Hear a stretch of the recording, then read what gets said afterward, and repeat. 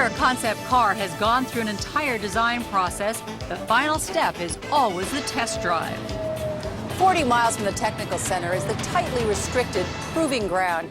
It's here that cars are tested and retested in every imaginable road condition. Drivers work 7 days a week, 24 hours a day, 365 days a year. The most impressive of all proving grounds, this 4,500 acre site is a small city unto itself. There are more than 132 miles of roads and every possible hazard. Rough tracks, cobblestones, high speed, ice, snow, mud, water, grit, corrosion, salt, you name it. We try to represent the roughest, toughest, worst possible customer that General Motors can get. We know things like every pickup truck we sell will get overloaded at least once in its life. Every single one. We just know that. We know they drive them onto curbs. We know they'll do 60 or 70 mile an hour in reverse. And then we take the worst things they do to vehicles and we put them into our test things, you know. And how many cars fail? Oh, our job is to fail them, so you can guarantee we fail. We have a failure on all of them in some way, but that's what it's about. They're at a stage where they can all be corrected before they go to production. From the outside, these 4 vehicles look like ordinary 1999 automobiles. Sticker prices from $20,000 to $50,000. But here at GM, they're actually worth millions because of what you can't see. Concealed under the hood and inside these vehicles is experimental technology. How far out do you go when you're testing new components? We can have stuff that, you know, may not hit production for 5 or 6 years because you're trying to develop whole new ideas. Corporate espionage is a reality of doing business, so every precaution is taken to ensure that the competition is left wondering. They go to great lengths to conceal and camouflage every design that is still under wraps.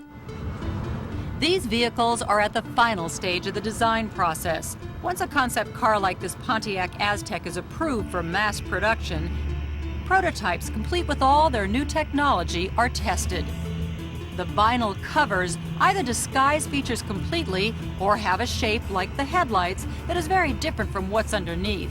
But there is one place on the 4,000 acres where these top secret designs can be stolen in plain sight. All right, Don, we're in a rather well-known spot here on the GM testing ground. This is the one place people can see in from the outside? Yeah, and all the 4,000 acres that are on the property, this is the one area where we're open to people outside seeing what's going on inside. Like car spies. A lot of people Exactly. don't realize that there are car spies. Yeah, there are some well-known spies who have some long-angle lenses, and some well-known photographs have been taken in this area. But you always camouflage these kind of models. This is something that's coming out next year, so you keep it camouflaged, but you still even call ahead to make sure it's okay that it's clear to come in the area? Right, because even with the camouflage, with the sophisticated technology that's available these days and computer enhancement, they can still sort of airbrush or take the camouflage out and get an understanding of maybe what we're trying to do. So, again, we don't typically stay parked too long in this area. And then we better get out of here. We should get going, okay. yeah.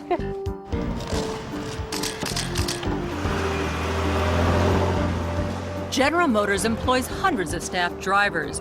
Before any of them take a vehicle out on these roads, they must pass a battery of driving tests, and it all happens here.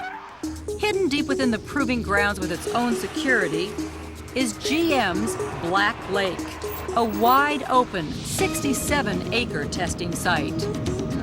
Drivers qualify by showing their skills at braking, handling, and emergency maneuvers. This shiny area is treated so when you add water, it becomes as slick as ice. Hey, I'm Joan Lunden. Earl Ray, one of GM's top instructors, would guide me through a series of driving maneuvers. The first test is a skid, which Earl causes with a push of a button. Up to speed. Remember, once it goes in the skid, foot off the throttle, don't touch the brake, just steer it. Steer it in the direction you want the car to go. Even while following Earl's instructions, I was shocked at how hard it was to keep the car under control. And usually about that time, I get to say, welcome to the skid pad. It happens quick, so you got to be ready. You have to be anticipating skids happening. I'm never going to drive a car normal again.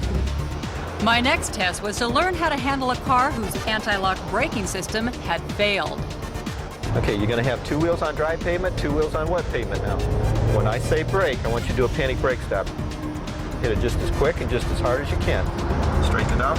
Brake hard! Stay on it. Stay on it. Stay on it. Stay on it. All right, that's good. Thank you. Brake hard! Until 1991, most cars didn't have anti-lock braking systems, and this was not an unusual sight. Then, Earl turned the anti-lock braking system on, and when I slammed the brakes this time, the car's internal computer took over and applied the correct pressure. Brake hard!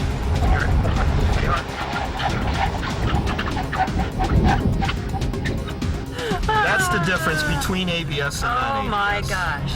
It gives the driver that chance to maintain lane control, and that's really what you're looking for. The next course was designed to teach braking and handling at speeds up to 65 miles per hour. I quickly realized it was easy to overreact. It actually requires only slight turns and a light touch on the brakes to keep the car under control. Finally, we moved out to the circular track where they test cars up to 150 miles per hour. Why? Because in Europe, some highways have no speed limits. But before I would be allowed to drive in a high-speed car, I had to learn how to handle a blowout, which at those extreme speeds could be life-threatening.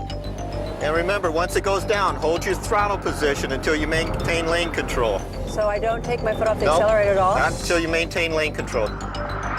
They have a special car rigged with tires that can be blown with the flip of a switch and quickly re-inflated for repeated tests. Having passed all my driving tests, I was cleared for the high-speed run. There are strict procedures before any driver can attempt these speeds. Emergency medical personnel move out around the 4.5-mile track.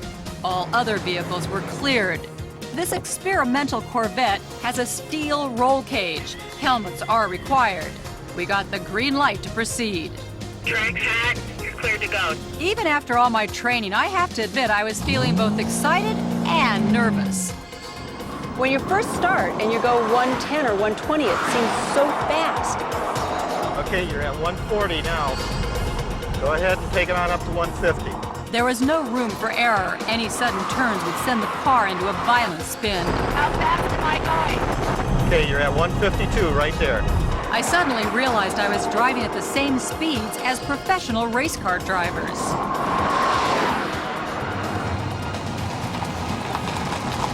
Well, I'm glad we didn't need these roll bars. That was very cool and very fun. And the secret to it is taking a breath and being calm, because the calmer you can be, the more in control you feel. The more uptight you are, the harder it seems to do. But that's kind of something I've learned today, is that if you ever get into a tough situation of any kind on the road, the secret is to try to stay calm and not panic. And I wouldn't want to do the wrong thing at 150. After passing the final test out here on the proving grounds, only then does a concept car go into production. I think people kind of take cars for granted a little bit, and they probably don't realize just how much work, how many people, how many dollars goes into coming up with an idea.